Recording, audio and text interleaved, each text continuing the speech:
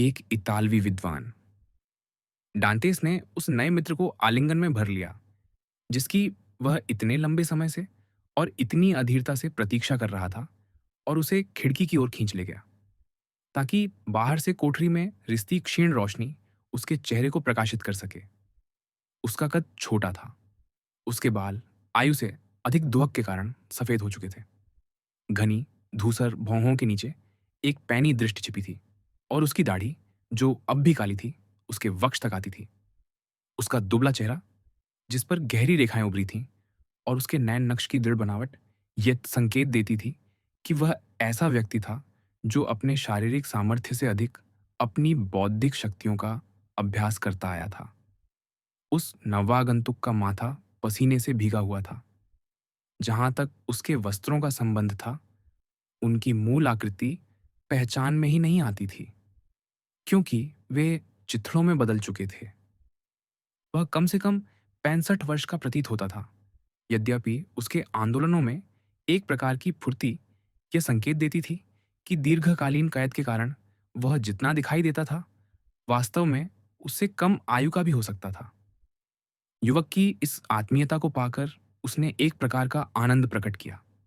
एक क्षण के लिए ऐसा लगा मानो गहराई तक ठंडी पड़ चुकी आत्मा दूसरे के उत्साह के संपर्क से गर्म होकर पिघल उठी हो। उसने उसकी स्नेहशीलता के लिए कुछ ऊष्मा के साथ धन्यवाद दिया। यद्यपि उसे यह जानकर गहरा निराश होना ही था कि जहां वह स्वतंत्रता की आशा कर रहा था, वहां उसे एक और काल कोठरी मिली थी। सबसे पहले उसने कहा, हमें यह देखना चाहिए कि तुम्हारे कारापालों से मेरी यहां आने के कोई निशान न रहे। हमारी आगे की सारी मानसिक शांति इसी पर निर्भर करती है कि उन्हें यह पता न चले कि क्या हुआ है। वह झुककर उस छेद के पास गया, पत्थर को उठाया, जो अपने भार के बावजूद उसने सहजता से उठा लिया, और उसे फिर उसी स्थान पर जमा दिया। यह पत्थर बहुत ही रूखे ढंग से काटा गया है। सिर हिलाते हुए उसने कहा, क्या तुम्हारे पास कोई औजार नहीं है? क्या आपके पास है? डांतिस ने विस्मय से पूछा। मैंने अपने लिए कुछ बना लिए हैं, रेती के अतिरिक्त। मेरे पास जो चाहिए वह सब है, छेनी, चिमटा, एक टेक। आपके धैर्यपूर्ण परिश्रम के इन फलों को देखने की मुझे अत्यंत उत्सुकता है। डांतिस ने कहा, तो पहले यह लो। एक छेनी। उसने उसे एक मजबूत धारदार फलक दिखाया जो बीच की लकड़ी के हत्थे में जड़ा था। आपने इसे कैसे बनाया? डांतिस ने पूछा। अपने पलंग की एक खूंटी से। इसी औजार से मैंने लगभग पूरा वह रास्ता खोदा है जो मुझे यहां तक लाया।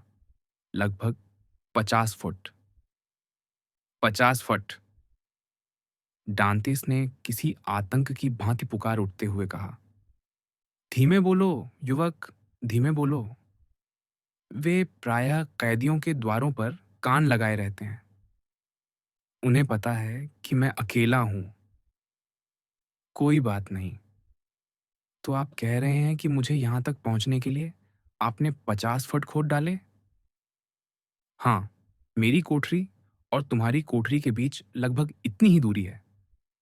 परंतु मैंने वक्रता का हिसाब गलत लगाया, क्योंकि मेरे पास कोई ज्यामितीय उपकरण नहीं था जिससे मैं सापेक्ष माप निकाल पाता। 40 फुट के दीर्घवृत्त के स्थान पर माप 50 फुट हो गया। जैसा मैंने तुम्हें बताया, मैं बाहरी दीवार तक पहुंचने, उसे तोड़ने और स्वयं को समुद्र में फेंक देने की आशा कर रहा था। पर मैंने उस गलियारे की रेखा पकड़ ली जो तुम्हारे कक्ष के बाहर से होकर जाता है, उसके नीचे से जाने के बजाय। और मेरी सारी मेहनत व्यर्थ हो गई, क्योंकि यह गलियारा एक ऐसे आंगन की ओर ले जाता है जो पहरेदारों से भरा रहता है। यह सत्य है, डांतिस ने कहा। पर यह गलियारा मेरे कक्ष की केवल एक दीवार से सटा है, और कुल 4 दीवारें हैं। निश्चय ही, पर सबसे पहले उनमें से एक ठोस चट्टान है। उसे काटने में पूरे साजो सामान से लैस 10 खनिकों को भी 10 वर्ष लग जाएंगे।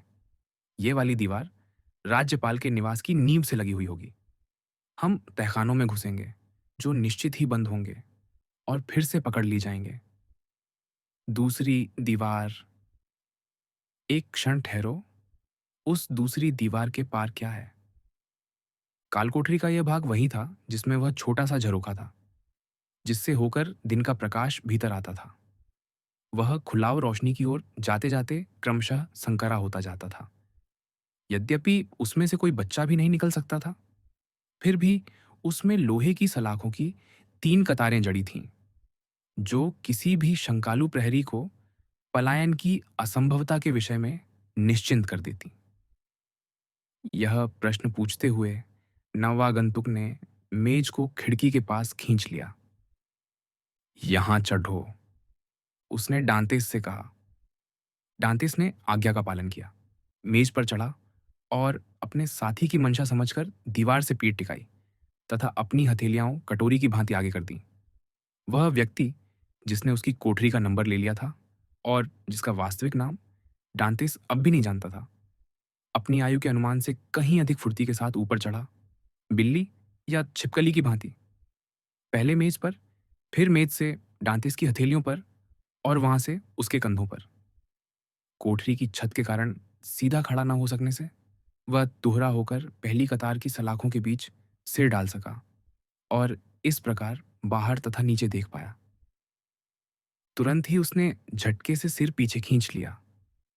ओह, ओह, उसने कहा, मैंने जैसा अनुमान लगाया था वैसा ही है। और वह डांतेस के पास से फिसलकर मेज पर उतरा, फिर वहां से भूमि पर कूद गया। आपने क्या अनुमान लगाया? युवक ने व्याकुलता से उसके पीछे उतरते हुए पूछा। वृद्ध कैदी कुछ देर तक सोचता रहा, फिर बोला, हाँ, यही बात है।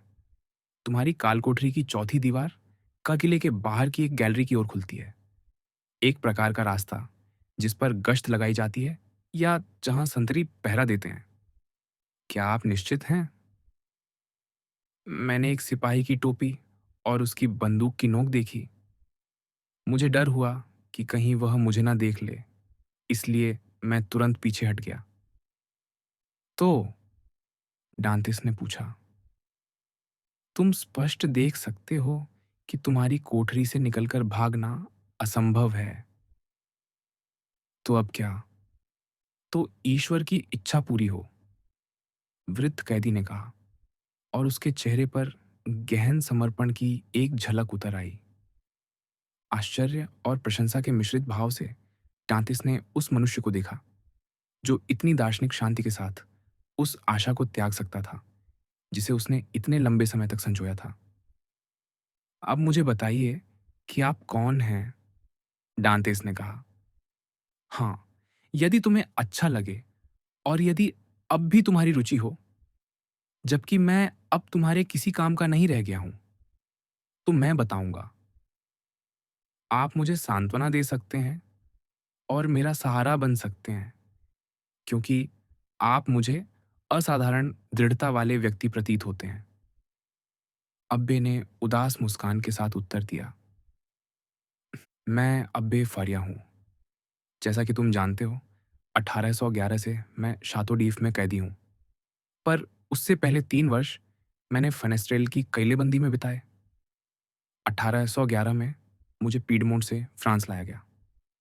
तभी मुझे पता चला कि भाग्य ने, जो उस समय उसका सेवक प्रतीत होता था, नेपोलियन को एक पुत्र दिया है और वह बालक पालने में ही रोम का राजा नामित कर दिया गया।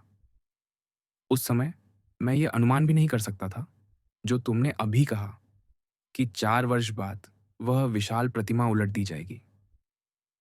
तो अब फ्रांस पर कौन शासन करता है? नेपोलियन द्वितीय? नहीं, लुई 18वां। लुई 18वां लुई 16वें का भाई ईश्वर के आदेश रहस्यों में आवृत है। दैवी इच्छा ने जिसे ऊपर उठाया उसे गिराने, और जिसे गिराया उसे उठाने का निर्णय क्यों किया? डांतेस ने उस मनुष्य की ओर देखा जिसने क्षण भर के लिए अपने ही भाग्य को भुला दिया था ताकि संसार के भाग्य पर विचार कर सके। हाँ, निस्संदेह, हाँ। वह आगे बोला, इंग्लैंड में भी यही हुआ था। चार्ल्स प्रथम के बाद क्रॉमवेल, क्रॉमवेल के बाद चार्ल्स द्वितीय, फिर शायद जेम्स द्वितीय के बाद कोई दामाद, कोई संबंधी, कोई ऑनरेंज का राजकुमार, कोई स्टेड होल्डर जो स्वयं को राजा घोषित करेगा। और फिर जनता को नई रियायतें, एक संविधान, स्वतंत्रता। यह सब तुम देखोगे, युवा? उसने डांतेस की ओर मुड़ते हुए कहा और गहरी चमकती आंखों से उसे देखा, जो किसी भविष्यवक्ता की आंखों जैसी थीं। तुम अभी इतने युवा हो कि यह सब देख सको। हाँ, यदि मैं कभी यहां से बाहर निकल पाया। यह सत्य है, अब्बे फारिया ने कहा। हम कैदी हैं। कभी कभी मैं ये भूल जाता हूँ, और क्योंकि मेरी आंखें मुझे घेरने वाली दीवारों को भेद लेती हैं, मैं स्वयं को स्वतंत्र समझने लगता हूँ। पर आपको कैद क्यों किया गया? मुझे? इसलिए कि 1807 में मैंने वही योजना गढ़ी थी जिसे नेपोलियन ने 1811 में लागू करने का प्रयास किया। इसलिए कि माकियावेली की भांति मैं चाहता था कि उन सभी छोटी-छोटी रियासतों से, जो इटली को अत्याचारी किंतु दुर्बल छोटे राज्यों के झुंड में बदल देती हैं, एक एकल, महान, सुदृढ़ और शक्तिशाली साम्राज्य जन्म ले। इसलिए कि मुझे लगा था कि मैंने अपना सेजारे बोर्जिया एक ऐसे शाही मूर्ख में पा लिया है जिसने मुझसे सहमति का नाटक किया ताकि मुझे बेहतर ढंग से धोखा दे सके। यही अलेक्जेंडर षष्ठ और क्लेमेंट सप्तम की महत्वाकांक्षा थी। यह सदा विफल रहेगी, क्योंकि वे भी व्यर्थ प्रयास कर चुके हैं और नेपोलियन भी सफल ना हो सका। निस्संदेह इटली अभिशप्त है। उसने सिर झुका लिया। डांतेस ये समझ नहीं पा रहा था कि कोई व्यक्ति ऐसे उद्देश्य के लिए अपने जीवन को कैसे जोखिम में डाल सकता है। वह नेपोलियन को जानता था, क्योंकि उसने उसे देखा था और उससे बात की थी। पर दूसरी ओर उसे यह भी जात नहीं था कि क्लेमेंट सप्तम और अलेक्जेंडर षष्ठ कौन थे। वह अपने कारापाल की उस धारणा को साझा करने लगा था जो शातोडीफ में सामान्यतः प्रचलित थी। क्या आप वही पादरी नहीं हैं जिनके बारे में कहा जाता है कि वे अस्वस्थ हैं? तुम कहना चाहते हो जिन्हें पागल समझा जाता है? मैं वैसा कहना नहीं चाहता था, डांतेस ने मुस्कुराते हुए उत्तर दिया। हाँ, फारिया ने कड़वी हंसी के साथ कहा। हाँ, वही मैं हूं जिसे वे पागल समझते हैं। वही जो इतने लंबे समय से इस कारागार के आगंतुकों का मनोरंजन करता आया है। और यदि इस निराशाजनक पीड़ा स्थल में छोटे बच्चे होते तो उन्हें भी बहला देता। कुछ समय तक डांतेस न हिला, न बोला। तो क्या आपने पलायन का विचार पूरी तरह त्याग दिया है? मैं देख चुका हूं कि पलायन असंभव है। उस कार्य का प्रयास करना ईश्वर के विरुद्ध विद्रोह है, जिसे ईश्वर स्वयं पूरा होते नहीं देखना चाहता। पर निराश क्यों हो?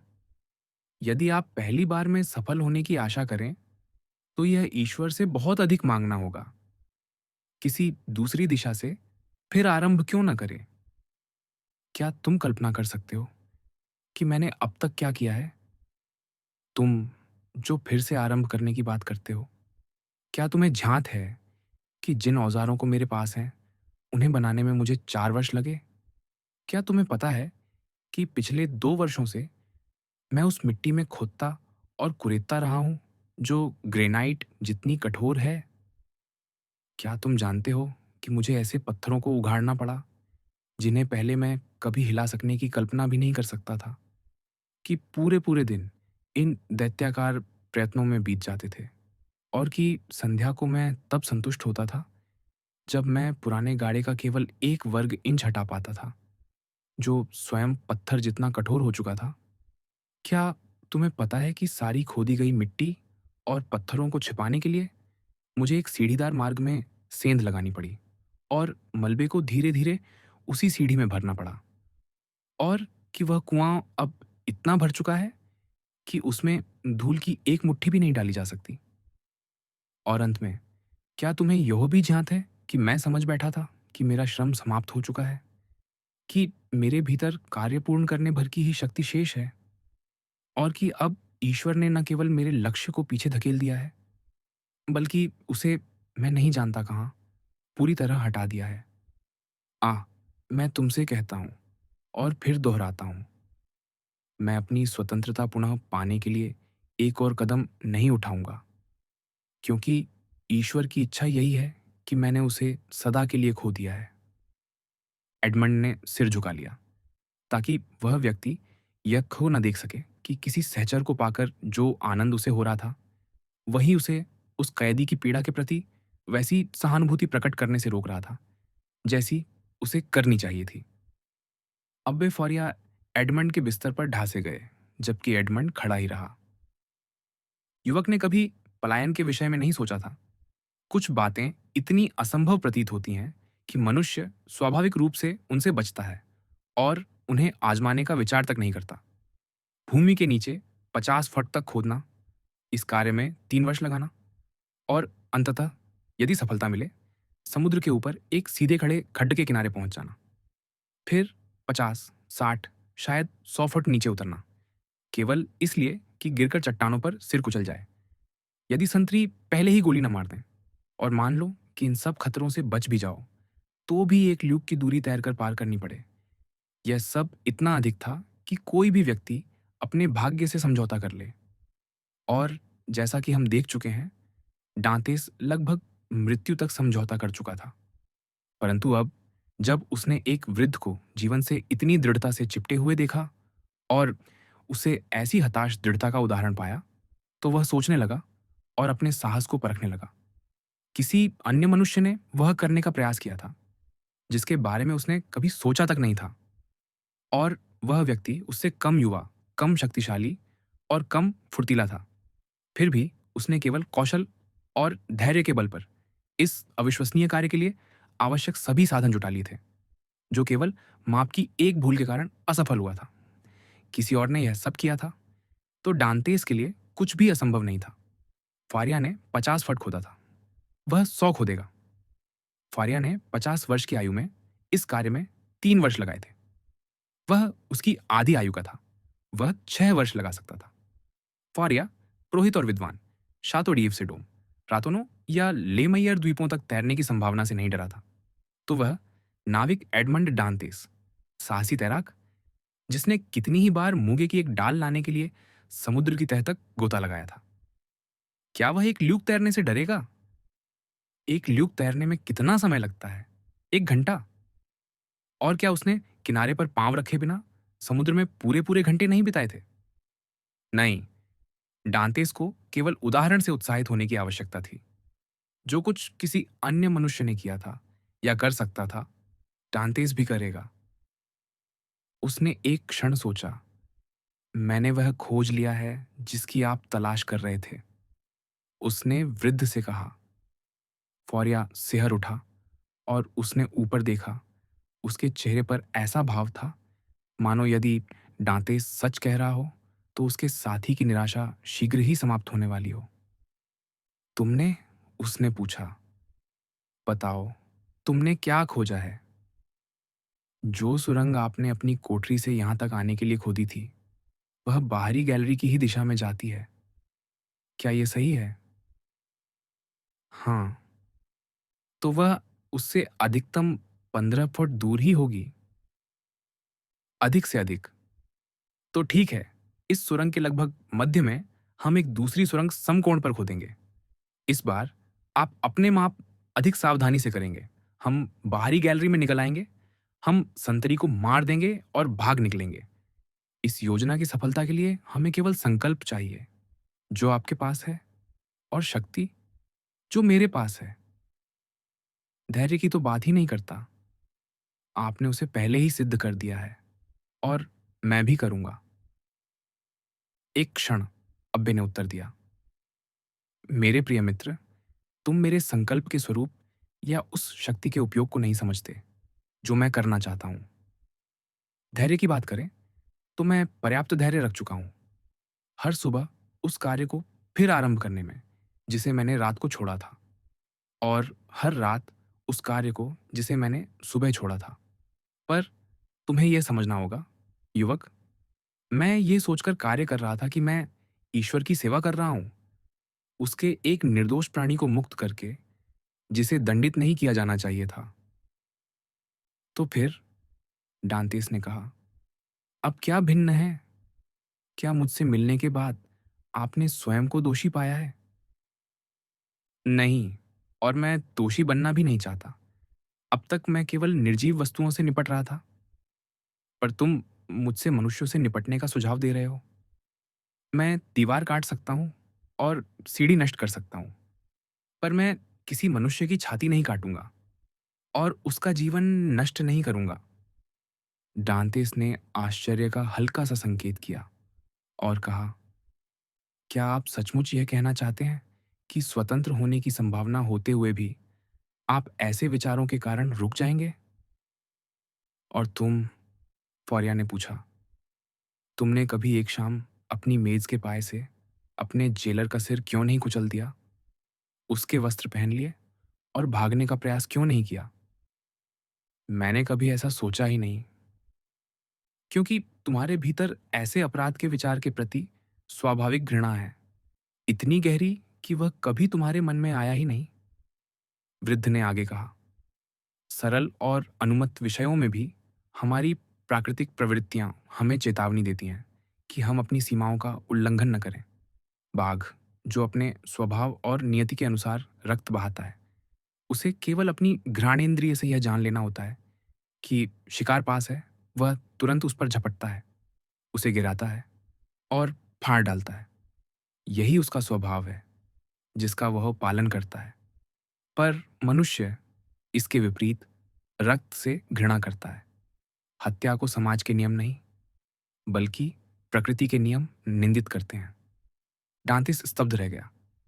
यह वास्तव में उसी बात की व्याख्या थी जो उसके जाने बिना उसके मन में, या कहें उसकी आत्मा में, घटित हो रही थी। कुछ विचार मस्तिष्क से उत्पन्न होते हैं, कुछ हृदय से। इसके अतिरिक्त फौरिया आगे बोला, लगभग 12 वर्षों में जो मैंने कारागार में बिताए हैं, मैंने मानसिक रूप से सभी प्रसिद्ध पलायनों पर विचार किया है। बहुत कम ही सफल होते हैं। सौभाग्यशाली पलायन, जो पूरी तरह सफल होते हैं, वे ही होते हैं जो सावधानी से और लंबे समय में तैयार किए गए हों। इसी प्रकार ड्यूक डी बोफोर शातो डी वैनसैन से भाग निकले थे। अब वे डुबुकोई फोर्ट लेविक से और लात्यूद बेस्टील से। कुछ अवसर ऐसे भी होते हैं जो संयोग से मिल जाते हैं, वही सबसे अच्छे होते हैं। आइए, ऐसे ही किसी अवसर की प्रतीक्षा करें और विश्वास कीजिए, यदि वह आए तो हम उसका लाभ उठाएं। आप प्रतीक्षा कर सके? डांतिस ने आह भरते हुए कहा। यह दीर्घ परिश्रम आपके हर क्षण को घेरे रहता था, और जब वह ध्यान बटाने को न होता, तब आपको आशा से सांत्वना मिलती थी। मैंने अन्य काम भी किए, फौरिया ने कहा। कौन से? मैं लिखता था या अध्ययन करता था? तो क्या वे आपको कागज, कलम और स्याही देते हैं? नहीं, अब्बे ने कहा, पर मैं उन्हें स्वयं बना लेता हूं। आप कागज, कलम और स्याही बनाते हैं? डांतेस चकित होकर बोला। हाँ। डांतेस ने प्रशंसा से उस व्यक्ति को देखा, पर उसकी बात पर विश्वास करना कठिन लगा। फौरिया ने इस संदेह की छाया को भांप लिया। जब तुम मुझे मिलने आओगे, उसने कहा, तो मैं तुम्हें एक पूरी पुस्तक दिखाऊंगा, मेरे समस्त जीवन के विचारों, अनुसंधानों और ध्यान का फल, जिसे लिखने का मैंने रोम में कोलोसियम की छाया में, वेनिस में सेंट मार्क के स्तंभ के नीचे, फ्लोरेंस में आर्नो के तट पर विचार किया था, और जिसके बारे में मैंने कभी नहीं सोचा था कि मेरे कारागार रक्षकों मुझे शातोडीव की 4 दीवारों के बीच उसे पूरा करने के लिए पर्याप्त समय दे देंगे। यह इटली में एक सार्वभौम राजतंत्र की संभावनाओं पर एक ग्रंथ है। यह एक बड़ा इन क्वार्टो खंड बनेगा। आपने इसे लिख लिया है? 2 कमीजों पर। मैंने ऐसी तैयारी ईजाद की है जो लिनन को चर्मपत्र जितना चिकना और समतल बना देती है। तो आप रसायनजे भी हैं? थोड़ा सा। मैं लावोजिए को जानता था और काबानिस का मित्र हूँ, पर ऐसे कार्य के लिए आपको ऐतिहासिक अनुसंधान करना पड़ा होगा। क्या आपके पास कोई पुस्तकें हैं?